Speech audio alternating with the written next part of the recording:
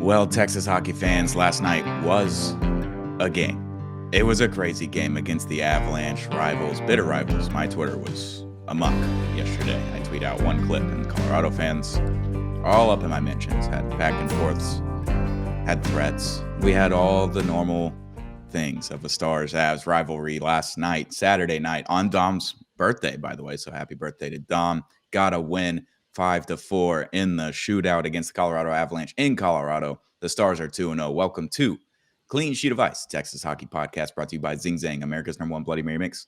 We love Zing Zang.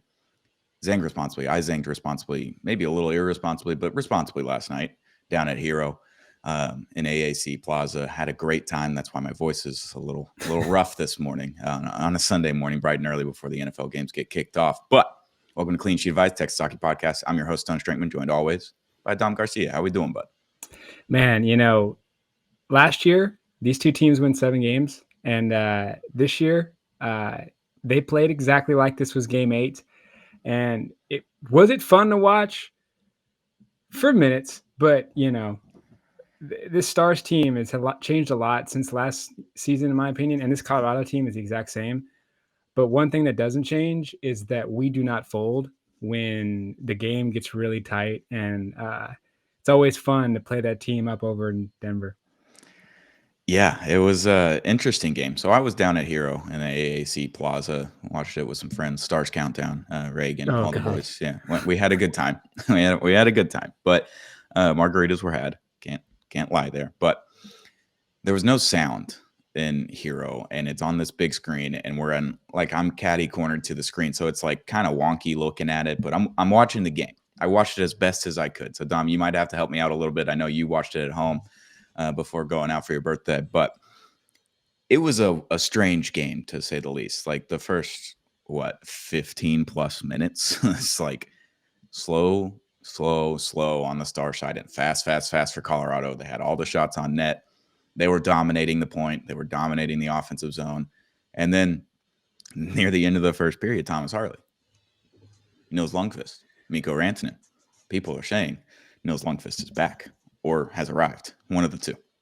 That play from Nils, he just takes the rush. He just takes the puck into the offensive zone by himself on 2 defenders, gets behind him, and then just kind of dumps the puck backwards like, someone might be trailing. Hopefully someone's trailing, because that was a system from Pete DeBoer, is that there's always a guy trailing behind them. And Mikko Rantanen happened to get the bounced puck. It went off his skate, went right to Mikko Rantanen. Mikko Rantanen just, what Razor said on the broadcast was that Mikko Rantanen has eyes in his ears, because Mikko Rantanen does not look backwards at all to see if anyone else is trailing. He dumps it back into just the middle of the point. Thomas Harley streaks in, one times it into the net. Wedgwood was out of position. Thomas Harley gets his first goal of the season. What a play from Nils. What a play from Mikko. The boys were buzzing on that shift. I enjoyed that thoroughly. Obviously, we're big on the Thomas Harley for Norris campaign. We started a little bit last year. We always said that 2026 was the season. He's already got 4 points in 2 games, 3 assists, and a goal so far. What did you see out of that first play in the first period? It was a little rough until then. It was 18:51 into the period for Thomas Harley's goal, and they took the lead there. Yeah, no, I mean, the first period starting off, I have on my game notes, the passing is a little sloppy in a defensive zone. But beyond that, Otter looks really good with his pad. He was getting peppered a little bit in the beginning. But one thing I really like about what I've seen these first 2 games is that in the neutral zone, it's shoot first, ask questions last. It's very Edmonton Oilers-like in that we'll get to the passing and the team oriented when we get in the offensive zone, but let's get there first. And that was something that I really appreciated from the 4th liners, the 3rd liners. But Thomas Harley, this guy, he's it's watching him play. It's like watching a base stealer in baseball. Again, you got the green light. If you feel something, go for it. We don't need a sign. And when he's handling the puck, it's up there with the best defensemen, setting up things, finding people. But in that first period, the commentators were saying it too, as much heat Colorado is bringing, there's no real plan. And Dallas was able to kind of muster and hold those penalties. They were mustered to hold the outsides. The slot, different story, but we have Jake Ondra back there, so there's no issue with that. And then just to get that goal right before the first period in a very tight game, kind of deflating to the guys on the ice over in Colorado's bench. And yeah, no, anytime Thomas Harley is on pace for points all season long, it's going to be fun. But that first period, it was a faster start than normal for the Dallas Stars in that normally it's the whole first period. And we had moments like I think at the 10-minute mark and the 12-minute mark where like we stopped their rush and then we kind of controlled the pace. And that was what I took from the first period. Yeah, I think Otter had 14 saves in the first period, which is not something you want to see when you're going up against the Colorado Avalanche, having 14 shots in the first period of a game. You're coming off a win against Winnipeg where it got a little dicey there at the end. You dominated for 50 minutes, and then the last 10 minutes it got real scary. But you're heading into this game, and you're just like, all right, can we get it to overtime and get a point? Is kind of what I was thinking about. Like, obviously, want the win, want the 2 points. But if you get to overtime and get a point, steal 3. You got 3 points out of your 2 division rivals, and with Minnesota coming up on Tuesday for your home opener. If you could get to that point, that'd be great. That first period was very reminiscent of Game 1 against the Avalanche in the playoffs. If you remember, the Stars absolutely dominated the first period in that first game. They came out fast. They had all the shots on goal. They just couldn't get it past Blackwood, and it just. And then the Avalanche scored with a minute plus left in the first period in that first game of the playoff series. And you're going into the locker room down 1-0, and you're like, "Damn, I really feel like we dominated that first period, and we're not winning." Like that's obviously not a fun thing to go into the first intermission with, but luckily you got 40 minutes more to play with. Getting that first goal was huge. Getting a little bit of momentum on your side heading into the first intermission was good. And then the second, they come out. Marty Necas gets that wide open. He's just in the slot. He's got a wide open cross crease pass. Like he's going to hit that 10 times out of 10, more than likely. Necas is probably going to make the same amount of money as Mikko Rantanen, which I said yesterday to an Avalanche fan. And they said, bookmarking this for when Necas signs for less than Mikko. And I'm like, well, he should, because he's not as good as Mikko. But sure, he's probably going to get $12 million. And it's going to be really funny when that happens. But Necas gets that wide open net. Nils Lundqvist is in the right position. The defense is going to be a little sketchy for the first 20 games. I said it on the last podcast. I'll keep saying it through the first 20 games. They're kind of stuck in between that man-to-man and now the new hybrid zone that they're playing on the defensive side. There's going to be mistakes, and it's going to be okay at the end of the day. But Nils is in the right position, just misses his stick. Marty Necas gets the wide open goal. So then you're like, all right, it's 1-1, whatever, it's fine. And then Gavin Brindley gets a goal like 7 minutes later, and you're like, all right, well, this isn't fun. It's 3-1. Sitting there like, man, what do we do with this? Like, you got 30 minutes left in the game. You're down 3-1. How do you get a spark? And that's where I was sitting at 3-1. What were you thinking? It was just kind of I was thinking that, we weren't getting the number of shots that Colorado was, but we were still getting good looks. And shot for shot, we were getting better looks in Colorado. The big thing for me is, even though we were down 3-1, our stick checking was elite. Like the only where Colorado found success in the whole game was right in front of net. They weren't finding success on the blue line. They weren't finding success on the ends behind the goal. It was only in the front of the net. And Dallas, when they did get in front of that, they scored, but they had success, around the blue line, everywhere else. I really wasn't nervous in that we could come back. I was just, if we get on the power play, like Rupe Hintz needs to just bull rush people. And we got towards the power play and things, we didn't have that many, but I've seen the neutral zone play has been a lot better in that second period than it was in the first. And when I was seeing that, I was like, man, there's too much talent to not kind of at least get within a goal. And we saw what happened. Yeah. So then Nathan Bastian gets his first goal of the season. I've been told that Nathan Bastian is a lot like Brendan Smith. So he might be a media favorite. He tells you a lot of things and has a lot of fun in the locker room. So I can't wait to talk to him this season. Nathan Bastian gets his first goal. What I noticed on this play is a lot of things. Robo fighting for the puck and getting it behind the net, circling back around, finding the open man at the point, Miro Heiskanen. Miro basically one touches it, sends it over to Essa Lindell. Lindell waits. And Essa Lindell is not an offensive defenseman by any stretch of the imagination. He's not putrid on offense, but he's not good. All right. And he knows it. He knows what his role is. He knows what he's doing. But he's down there below the faceoff dot on the left side and just waits. He has the patience to make sure that Nathan Bastian is open in front of the net. He crashed it real hard. He's got position. He's got his stick free. Sends it right over to Nathan Bastian. Perfect pass. Wedgwood isn't able to get a stick or a pad or anything on it. Gets Nathan Bastian. He bashes it into the net for his first goal. Now it's 3-2. And you're sitting there like, okay, we got something. Our fourth liner just scored with one of our least offensive-minded defensemen sending that pass in for the primary assist. Thought it was a great play from Robo, keeping it alive, grabbing that puck and circling and finding the open man. Miro, obviously, is going to defer, but he found the open man to Essa. And Essa had the patience of an offensive defenseman to send it to the right part of the ice, got it into Nathan. And that's something that we missed last year. We've already seen 2 goals like that this year where they've crashed the net and they're right in front of a goalie and they just kind of have a tap in. And we saw it in game 1 with Mikko Rantanen, the opening goal of the season. And now with Nathan Bastian, something we just didn't see a lot of last year. And we already have 2 of those goals in 2 games. So I think that's a huge plus for Glenn Golitz's system. Something he wanted to implement was crashing the net, having bodies in front of the net, getting greasy, dirty goals.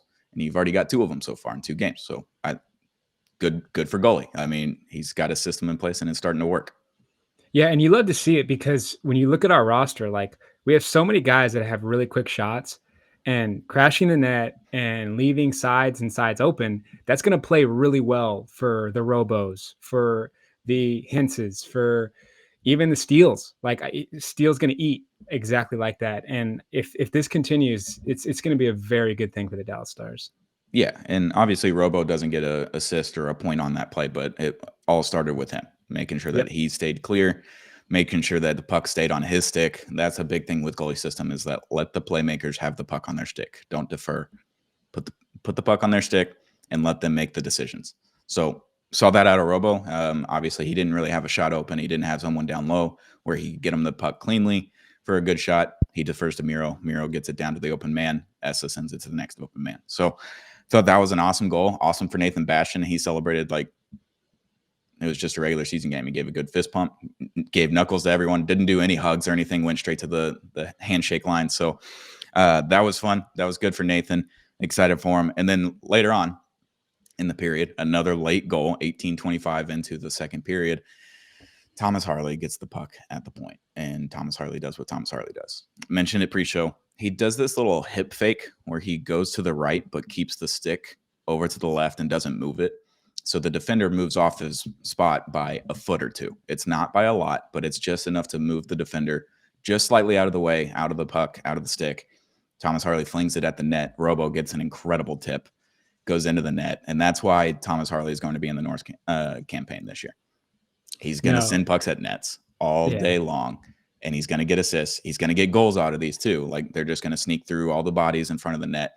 But the biggest thing on this was there was 3 Stars players in front of the net. All 3 at the top line. Rupe, Robo, and Mikko were all sitting there in front of the net, goalie screening, looking for the tip. And Thomas Harley said, I got bodies. I'm going to fling it. That's all it was. There was no thinking. There was no thought process there. It's like, I'm flinging the puck at the net and hopefully it goes off of someone and goes off a stick. It goes in the net. We'll see what happens. He gets it to Robo. Robo makes an incredible tip, a higher tip, and goes in the net. So you're tied 3-3 heading into the next period. And you're like, all right, now we go.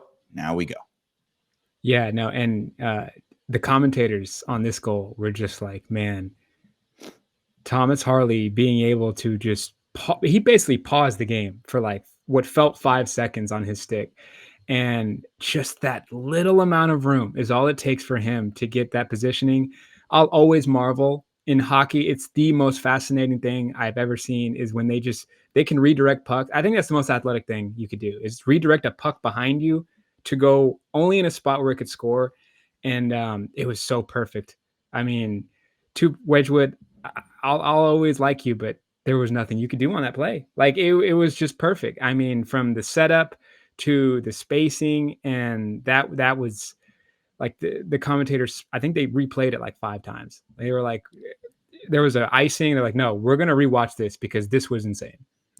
Good on you for mentioning the icing. I completely forgot about that. The Avalanche had just iced the puck, so they're a little bit more tired. Goalie puts the top line out there with Thomas Harley. Good things usually happen when that happens, but the biggest thing for me was the 3 bodies in front of the net. How many times last season did you see 3 bodies in front of the net? Not often. When? Like, I don't remember. Like, yeah.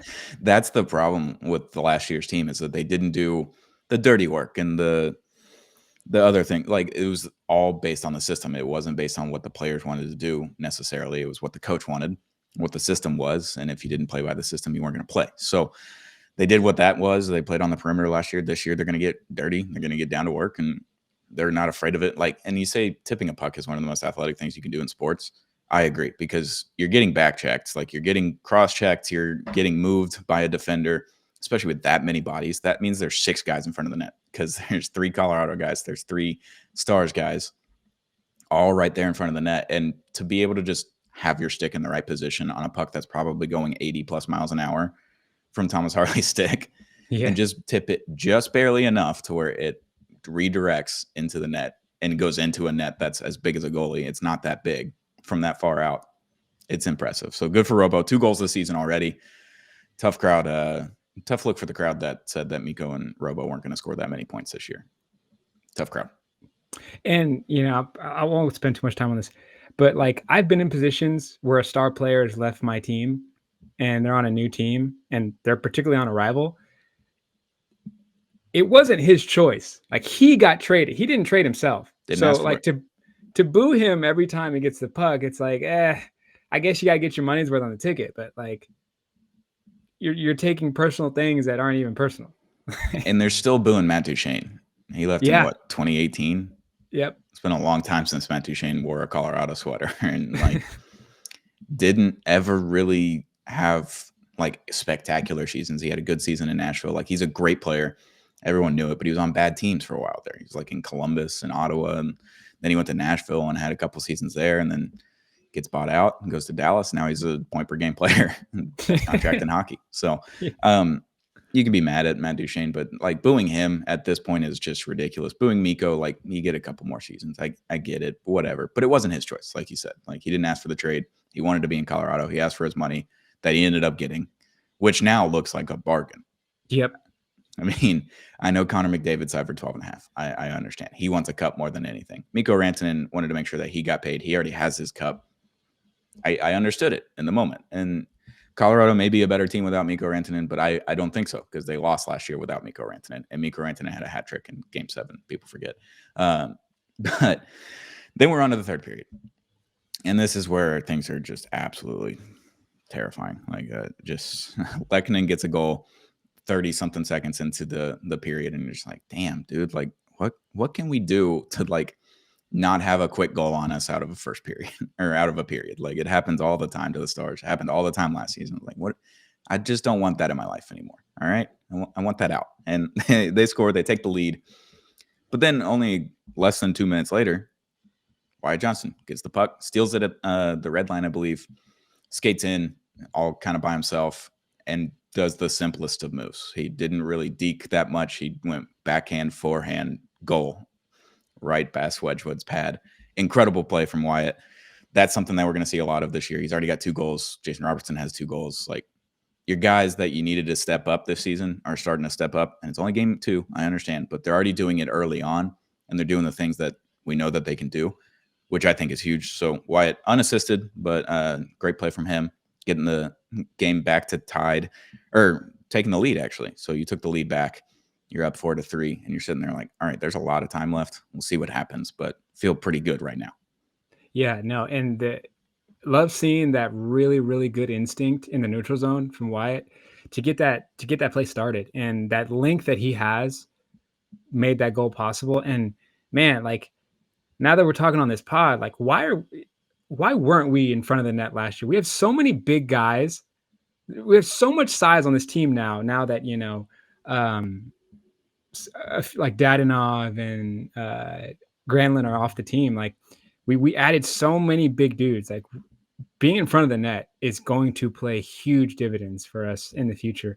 But yeah, no, The second he got on the breakaway, the Avs fans, you could hear like they knew a goal was coming. There was nothing they could do. They were just dead to rights. Yeah, and I can imagine what Heroes was like when that goal happened. But no, like that's the type of free range that these stars have. Is just like if you feel something, go for it. Don't think about it. Just go for it.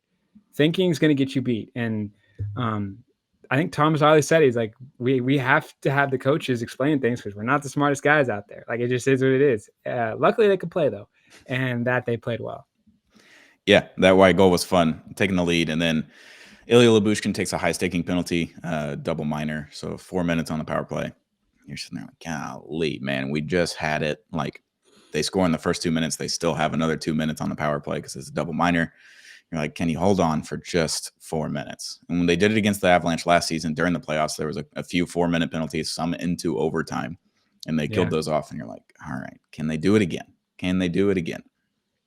They didn't. They lasted, 3.5 minutes roughly into that double minor penalty, and the puck got over to Nathan MacKinnon, and from across ice pass, like it's Nathan MacKinnon. He's probably just going to score those most of the time. He did a lot last season in the playoffs. He did last night, ties the game up with a little over 9 minutes left. And you're sitting there like, all right, I mean, there's still 9 minutes.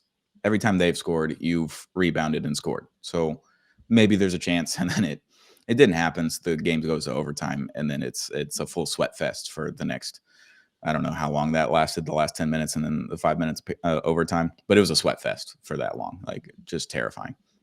Yeah, no. And I'd have to ask you, I think, did Dallas play a good game? Yeah.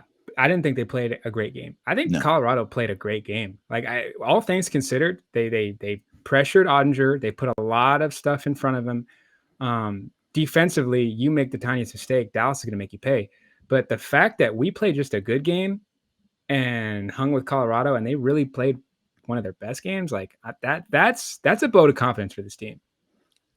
I'll ask you a question. I noticed it in game one, and I didn't say it. I didn't tweet it. Didn't put it on the pod. Didn't say anything. But sitting there, I was like, this game's really tight. You feel like you're getting outplayed a little bit, especially against Colorado. Against Winnipeg, we were probably playing a little bit better, so we kind of deserved that, especially in that third period for the first 10 minutes. And sitting there is like they're capitalizing on mistakes that they didn't capitalize on last season.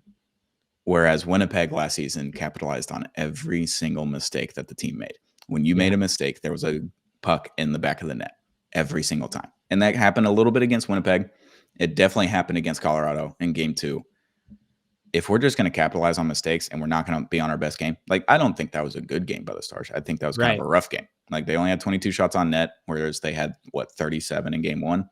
You feel like you played not a subpar game. You didn't play a great game, but you didn't let them kill you too much. Jake Ottinger was there to seal the deal at the end of overtime. That was horrifying because it was the exact same play that Marty Nate just scored on earlier in the game for the first game goal of the game, or the second goal of the game. And same play. Matt Duchene's without a stick. He was without a stick for like 30 seconds before then. You're sitting there just like, fuck, here we go. Like they're going to win in overtime. They're going to talk so much shit on Twitter. It's whatever. Matt Duchene's sitting there just with nothing in his hands, and he's just trying to put his hands out. He has no idea what to do. He doesn't do anything, really. He does what he can without a stick. And Jake Ottinger slides, and he does that hard push off the right leg, gets that glove in the right position, snags it. And Colorado fans had to have been in shambles. Like you saw it on the screen. You see the fans right behind the glass. They're like, no, like the scorpion, just the heads on the hand. They were like, golly, that was it. That was the game winner with less than a minute left in overtime. And you're sitting there like, yeah, that game should have been ours. We've outplayed them. We've outshot them. We've had better plays. We're not on the power play, or we're on the power play all the time, and they're not on the power play. How in the hell are we not winning this game? But Jake Ottinger is the reason. I know he let in 4 goals. I'm not going to discredit Jake. I thought Jake had a decent game, not a great game, decent game. 4 goals is tough in back-to-back games, but all that matters is the win at the end of the day. And he got that grand larceny save at the end, and I felt so good for Jake. Yeah, he made a couple that made it on the Chicklets Twitter account, and they were like, Jesus Christ. You stand up, America. Like Jake Ottinger, man, he does this thing where he'll flare a little bit when like he makes an unreal save. Like he'll let you know it, And I think he made like 3 last night that were just like, there's 3 goalies on planet Earth that can make that save, and we got one of them. And yeah, no, I bet you, I couldn't imagine if I was an Avs fan having to go home last night and just know like we punched them in the mouth and they did not hit the ground. Like they rolled with everything we had to offer, just like last year. Yeah, I feel like last season we saw this game happen a few times, and every time it was 5-2, other team won. Like we just weren't in those games where Jake didn't have his best game. The defense was kind of fumbling around. The offense didn't pick it up in the first period, and it was just a 5-2 game. We lose. It is what it is. You bounce back the next game. This game, completely different story. They pressured on offense. They capitalized on mistakes. They made sure the other team made mistakes to get those goals on the other end. It's a different team, dude. The vibes are good at practice. The vibes are good in the locker room. It feels like a completely different team than the last 3 seasons where you see a little bit more personality. Dude, I saw a practice on Wednesday before they left for Winnipeg. Practice ended 30 minutes at like, I think 11:30. They ended at maybe 11:33. The guys were on the ice till like 11:55, just messing around, doing just trick shots or messing around, hitting the goalies, cross-checking each other into the boards, like just having fun. They're playing a sport for a living. Like it looked like there were kids out there playing a sport for a living. And they practice a little bit longer than they needed to. And I just like the vibes right now. I like the system. Obviously, you didn't have a good game last night, but you go to overtime. Then we're on to the shootout. And we love the shootout here in Dallas. Jason Robertson, Matt Duchene, and then he threw out Mikko Rantanen. So Jason Robertson is like, I can't imagine he's less than 80% on a shootout. He's so good on it. Just the quickest shot. He just snipes it every time. I felt so good about Robo going out there. I felt good about Duchene going out there. Duchene doesn't get the goal. Then Val Nichushkin comes in, gets a goal. We thought he missed the net. We thought it hit the blocker and it didn't go in. So we reacted as if he saved it. We look up on the screen and they're like, it was a green dot. And we're like, what the hell? And they show the replay. It was a good goal by Nichushkin on the shootout. And then he trots out Mikko Rantanen because, of course, he does for the final shootout, man, out of 3. Mikko Rantanen comes in, doesn't do a whole lot, and just sends it. It might have been the fastest puck of all time on a wrist shot. Yeah. I have no idea. It was a fucking rocket, dude. Like Mikko's so good. He's so fun. And he let out a big fist pump right after that, too. A little bit like Game 7 after he had that empty netter where he's doing the fist pump down the side. He saw that out of Mikko. It means a lot to him. He knows he wants to beat him. That was a great one from him. And then Otter gets the save on the other end, and he lets out a giant fist pump. You're seeing emotion out of the boys. They're happy to win that game and come out with 2 points. I know Colorado gets a point there, but come out of the first 2 games against Winnipeg and Colorado, where you went to some battles, 7 games, 6 games against those 2 teams last season in the playoffs, and you coming out with 4 points, you got to feel good about that. Yeah, no, there's no better feeling than playing Winnipeg, Colorado, and saying, yeah, we're gonna go over there and we're gonna collect 4 points. Just we're gonna do it, and we're gonna come home and we're gonna have Puck in the locker room, who I've started to see pictures of, and dude, you match it perfectly with the vibes of the team. Like this is, there are very few players that there are new players on the team, but even the guys on the team, it feels different. Like there's no more of like this like private school, like old school teacher kind of making all the rules saying you can't do this. It's more of do what works and we'll have conversations later if we need to make any adjustments. The first shift of the entire game, I saw the coaches on the iPads like Robo. Like everyone is on the iPad. It's not just Robo anymore. Like everybody has an iPad in his hand. I think Robo has his own iPad. I think it's like I'm Robo's sure he has to. personal iPad. But like it's so funny. Like last year we would see it. The second he hits the bench, he wouldn't even take his helmet off. The iPad is in his hand. Now, like I'm seeing Rantanen, I'm seeing Lundqvist. Hey, let me see that iPad. Like it's so funny to see them like not even playing their best hockey and still beating some of the best teams in the league. Yeah, there was a couple things from that. So the iPad usage is funny. At Wednesday's practice afterwards, we talked to Glenn for a press conference, and he was talking about Wyatt Johnston and Jason Robertson like not being on the top line because someone asked like, is Robo going to be on the top line? Is he going to be on the third line? We saw him on the third line in practice. He goes, the thing with that is, like, I have Wyatt Johnson and Jason Robertson, who are two of the best cerebral players. They play their game up here, not on the ice. Everything's up in their head. What they're going to do next, what the following move after that is. They're 3, 4, 5 steps ahead of everybody else in their head. So that's what makes them so good on the ice. And then they're all looking at the iPad. They're getting all the data that they need to go back on the ice for their next shift. Like, it's a lot of fun. And yeah, I loved this team last year. I've loved them for years, but it feels like Pete DeBoer demanded respect out of his team. Demanded it. Whereas Glenn Gulleton is coming in here and trying to earn his respect. He knows that he failed his first time as a head coach for those 2.5 seasons that he was there with the Stars as interim head coach, and got the head coaching job when they didn't have an owner.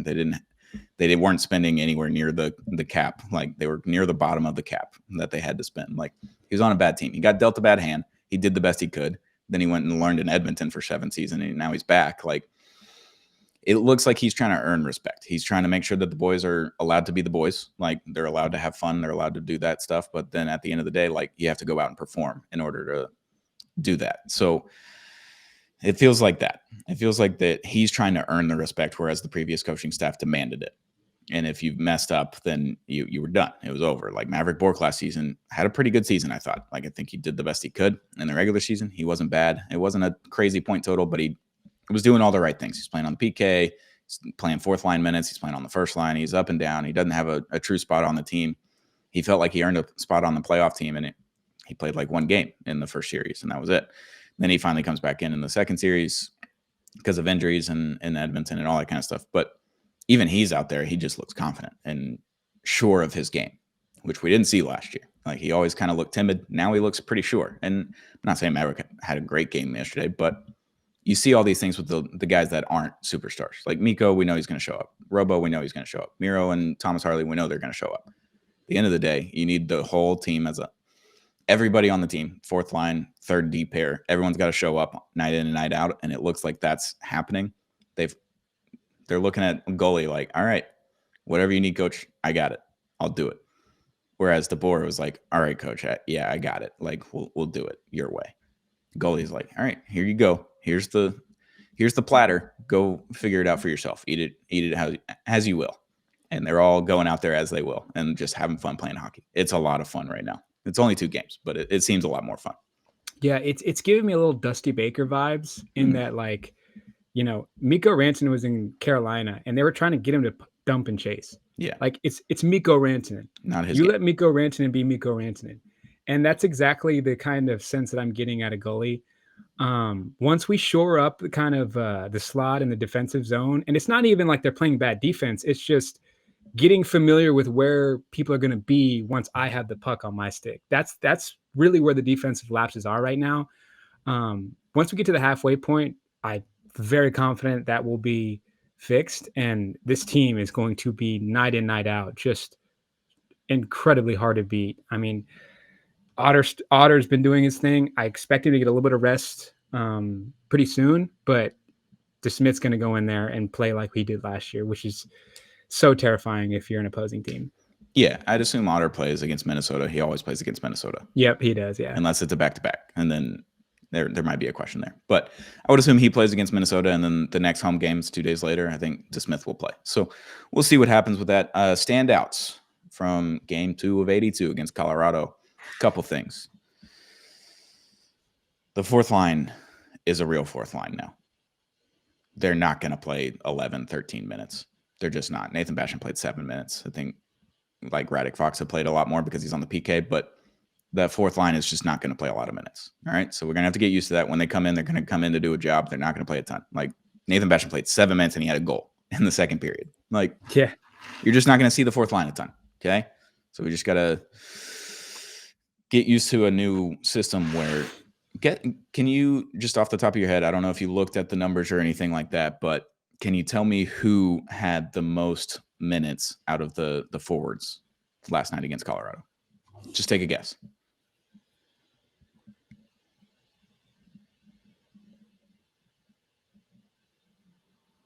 It's hard.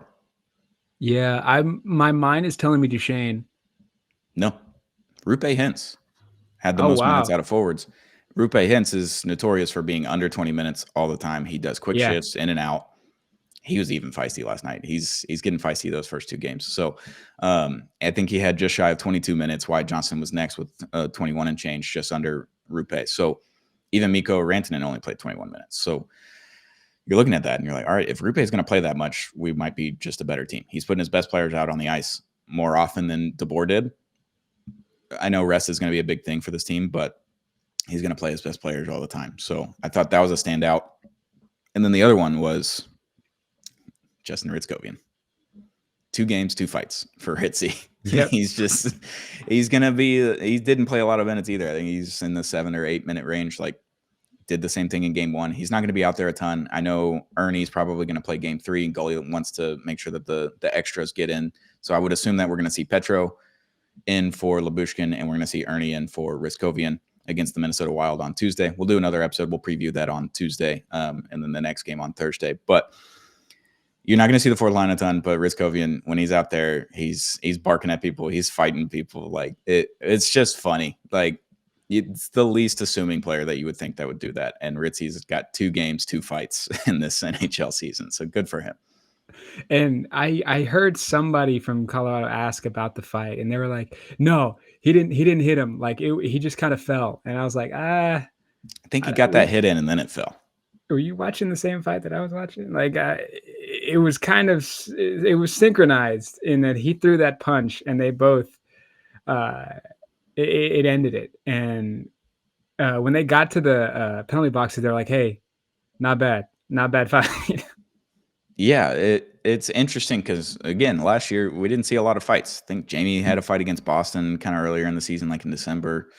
Colin Blackwell got in a few scraps, but you didn't see people fighting all the time last year at all. Like Matt Dumba had one against the Islanders after Liam Bichel got hurt on that play against the Boards. Like, you can kind of count on either one hand or just over one hand how many times the Stars fought last season. They've already got 2 this year. 2 games. They're going to be fighting. They're going to be physical. They didn't out-hit the Avalanche. It was only 17-19 on recorded hits. The hit stats and the shots on goal stats are frustrating with the NHL. You think that something's a hit, and then they just don't record it. It's very strange. But 17-19, you got out-hit, but it was even. When it's even, you're going to be in good position to win that game. You got outshot 22-39. That was tough. That's a lot of shots on goal for Jake Ottinger. We know he's good. He had like an 89% save percentage yesterday. So not the best game from him, but made the stops when he needed it. And then he had 25 block shots to 8. That's something he didn't see last year. They're in front of the net on both offense and defense. It's a different team. They're playing a different way with the same guys. It's different this year. Yeah, no. And just wait till we get our real form and we're skating with speed. We're hitting people. And our man, I've loved the way our blue line has been playing on the offensive zone. Like, they have been the catalyst to some really, really good open opportunities. And I hope that continues.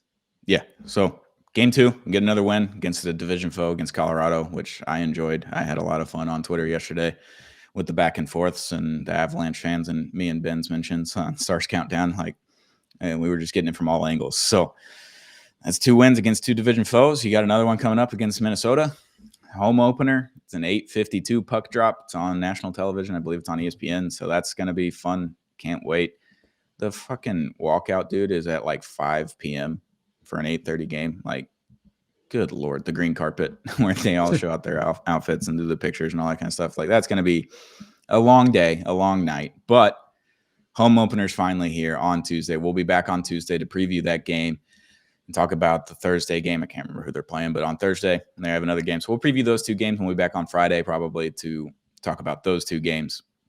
It's going to be fun. We got the home crowd back. The Victory Green's back. Last thing before we go, though, I talked about it on the pod. I'll talk to you about it. So talked to Jake in the locker room the other day before they flew to Winnipeg. And I was like, have you seen the 3rd jersey yet? He said, no. He doesn't know what it looks like. The only thing he knows is that it's dark and it's coming out after Thanksgiving. So I would look at Black Friday. That's a home game. Believe it's a retro night. Could be wrong. I think that's what we're looking at. I think they'll be in stores on Black Friday. I think they'll be wearing them for that game on Black Friday. And to the best of my knowledge, it's a reverse retro, a new version of it, but it's black with the Victory Green. It's sick. Ooh, I believe I will be in attendance that game. So dude, there's only been like one jersey I've like kind of been like, that was a little bit of a miss. But when the fans see what I think they're about to see, like we're gonna have that situation where it was Ranton's jerseys were just not available. Like you just couldn't find them. That's good. That's what's going to be like. You're gonna have to make a choice, Stars fans. Like it's going to be a tough pick because there's so many good options you can get. Rantanen, Otter, Robo, Miro, Harley now. Like it's going to be tough, but they're good problems to have. Yeah, it's not a bad thing to have in the books. So I'm excited about that. I did ask Jake if you had any option for whatever jersey you could throw out there, like what would you pick? And he's like the 99. Just bring back the dark green, the gold, like just full on 99 kit. Bring that back. Let's go win a cup. I was like, all right, sick. He also mentioned that the Minnesota Wild jersey was incredible. Their third jersey with the gold piping and everything. He's like, that's what I grew up on. Like, that's what I loved as a kid. Grew up in Minnesota. He's probably a Minnesota Wild fan. Like, he loves playing against Minnesota. So I would expect that we're going to see Jake. But yeah, he loves the Minnesota Wild jersey. But if he had a choice, he'd bring back the 99 cup jerseys. So jerseys are coming. It's going to be another month and a half, but they're going to be here. Yeah, no, and I co-sign Jake's statement. Whenever I saw that, I think that might have been my favorite, right? Like jersey that I've seen so far, that Wild one. Mm-hmm. It's so Houston Aeros to me. I have I have one at the office. I have one here. Mm-hmm. It was a just chef's kiss jersey. And when this Dallas one comes out, I think it'll be up there with some of the top. Yeah, it's going to be tough. I'm in between Miko and Jake. I think I'm leaning getting the Miko reverse retro and then a Jake USA jersey for the Olympics if they're wearing the 80s Miracle on Ice one. Need that. But that's jersey talk. Yeah.